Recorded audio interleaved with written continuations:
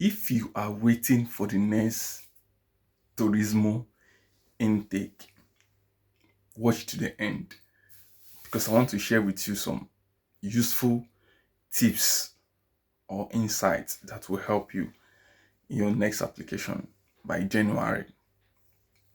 So the thing is this. But first of all, before I go deep into this video, let me just point out some few things. In your application, before you start making your application next year, January, because I believe application will start by ending of January till the end of February or maybe at mid-February. Make sure that your legalization has been taken care of. It is very, very important because let's say this year, I had people who applied. They passed through they passed the interview stage, Then at some point they were asked to provide legalized document. And unfortunately, they were not able to provide this document. That was how they lost the application. All the processes, everything, they lost it. So for somebody who is watching this video right now, and you want to make that move next year, start now to go for your legalization. Even though that, from my own sources, from what I've been hearing, it's not that easy.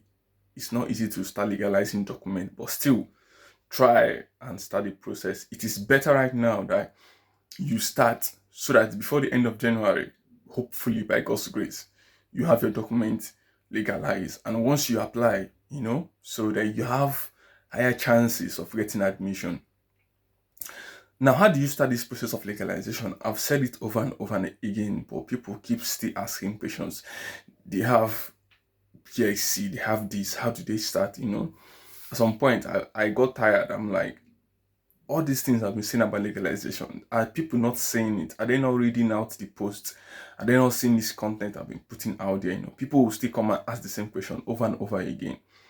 But how do you start the process? Let me still try to iterate. Let me still start to go back in the whole process. First of all, for somebody who's going for a vocational school, if you have your WAEC, fine, it flies. If you have your NECO, fine, it flies. If you have your GCE, fine, it works. What if you have all this? If you have your BSc, fine, it goes. If you have your masters, fine, it goes. It works. All this works. I'm not sure of ND, but NECO, WAEC, DCE, your BSc, your MSc, it works. It flies for this vocational school of a thing. It flies.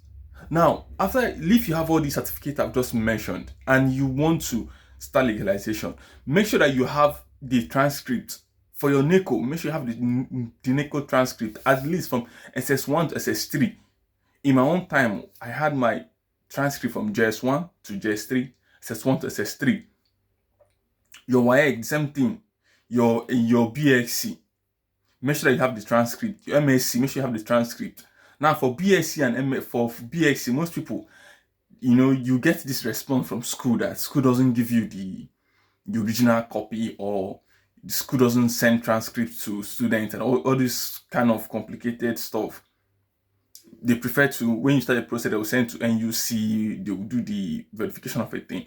It's better you start early, because I've had one call with people, and this is what they keep telling me.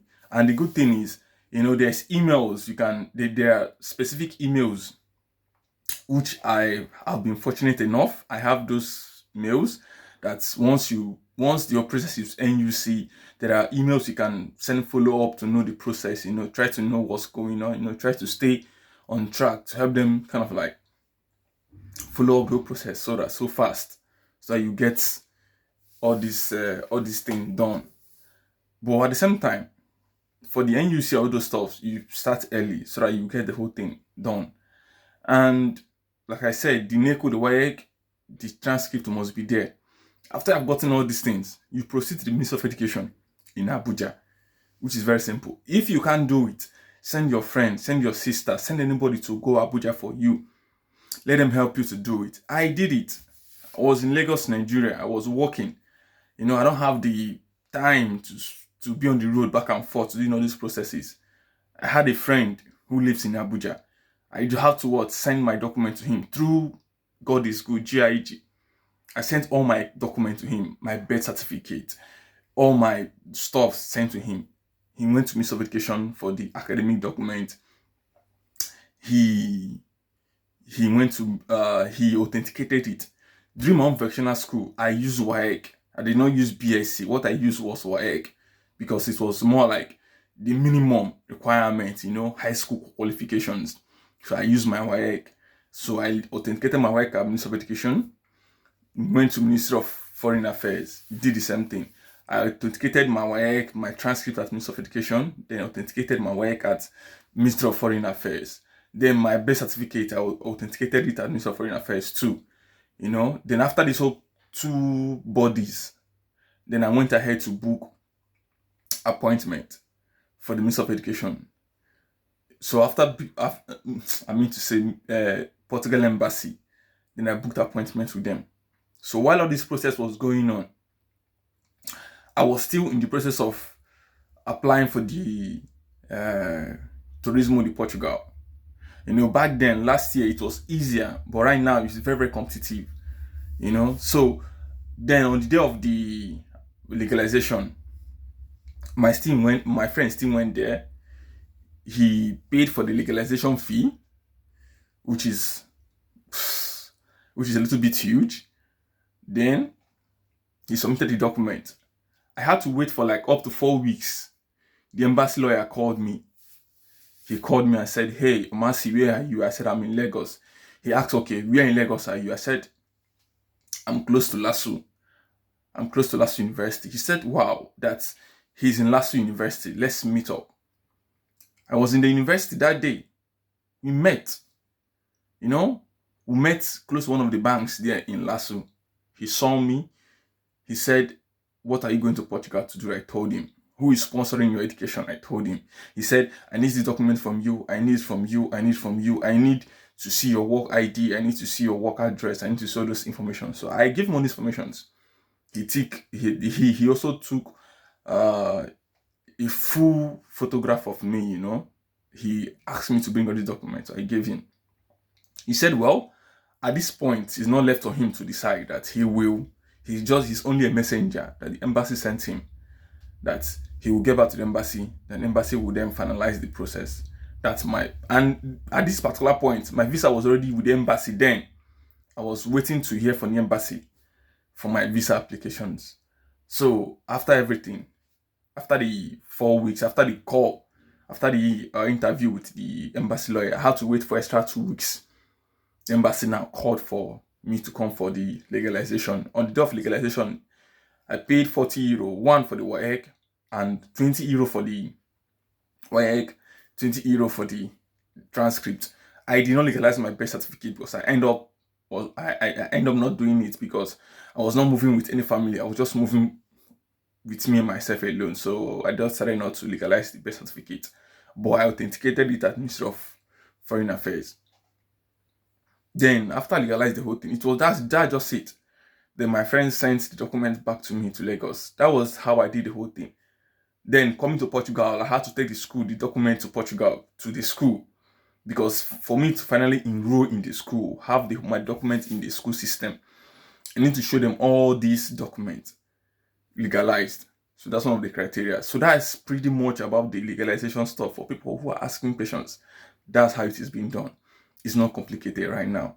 All right. Then for applying to the school, which is Turismo de Portugal, this year currently, a lot of people lost applications, though the application fee was huge, I must say.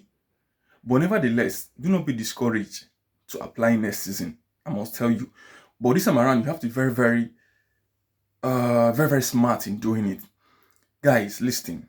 Turismo de Portugal has different locations. There is Lisboa, there is Estoril, there is Porto, there is the Algarve, there is Oeister, there is Coimbra, there is Setúbal.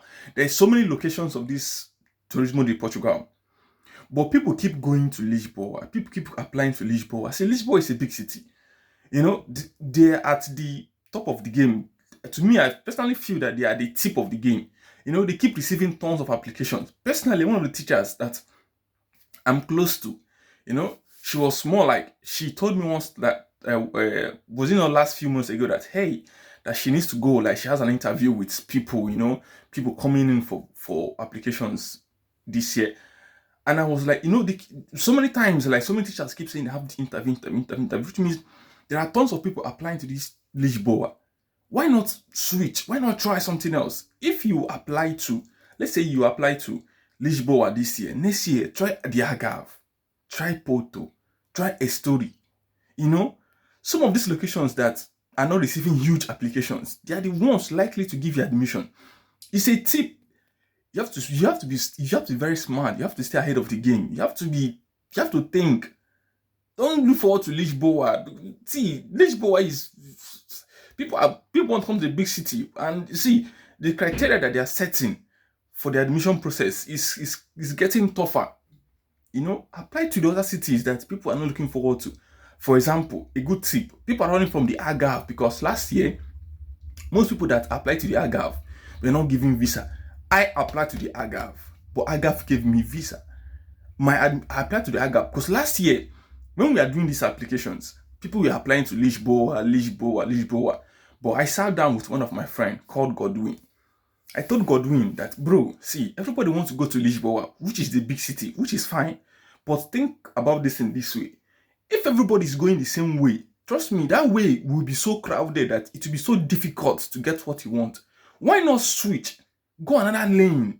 Try something different. That is the only way to win. When everybody is going south, go north. So before south will get so crowded, you're already at the end of the journey. That's the tip I'm telling you guys now. So instead of looking forward to Lisboa or Porto or the thing, try the Algarve. People are afraid of Algarve. Algarve not give visa. This thing, guys, see, there are different courses that the Algarve teaches. The Algarve teaches tourism management and other ones. Try other courses in the Algarve, and you might be lucky to go there because people are not pushing forward to there because of the last experience. And it will be a good thing for you that it might favor you. They might look forward to students who will come there. See, have your own personal will. Have your own personal will. I keep telling people my own personal experience. On Sunday, I was with a guy. I was sharing my experience with him, how it was rough when I first came to Portugal, but how I was able to scale through. How I was always ahead of the whole game. I keep sharing this thing with you guys here. I'm not trying to paint a big picture. See, I keep educating you guys like, if it was me, what I would do. Play smart, be ahead of the game. There are different locations. And for the application fee, I don't know what it will be next year, but still, you guys already know what it was this year, but still be smart in the whole process. And I pray that many people next year will be favored. And again, you can move with family. It's not that you can move, you will move with family because your applications covers your family too. If you have enough proof of funds, enough means of sustainer to show to the embassy that you can take care of your family. That's just pretty much of the whole thing. Just be smart. Start now, prepare the whole thing, map out your plan, know the city where you want to go. If you were lucky enough to have had the interview this year, go back, still study the interview. Be smart. Next year, then go back again. But if you are going in with a strategy, just like I've shared with you guys, then you know how all these things is, all right? So if you have listened to this video and you find it helpful, give it a thumbs up so that to be pushed out to people who are looking for similar content like this. I came to Portugal as a vocational student, and by the grace of God, I have my residency today. Most people are like, after vocational school, what next? That you will not get your residency, that you will go back. It's a lie. Come to Portugal. If you are favored enough to come here, you will get your residency by God's grace, because the visa they are giving you is a residency visa which allows you to apply for your residency. But the thing now is, it's not easy. I keep saying it's not easy. If you're coming with family, you need to be very, very careful when you're coming with family, all right? So, but at the same time, I have to tell you guys that subscribe to the channel, support the movement. If you need help with the processes, send the mail, send the message, and me and my team will help you with the process. And I'll see you guys on the next one. Below the video description, you see the link to the Telegram community. Join, ask questions, and I'll see you guys there. Peace and bye for now. Thank you.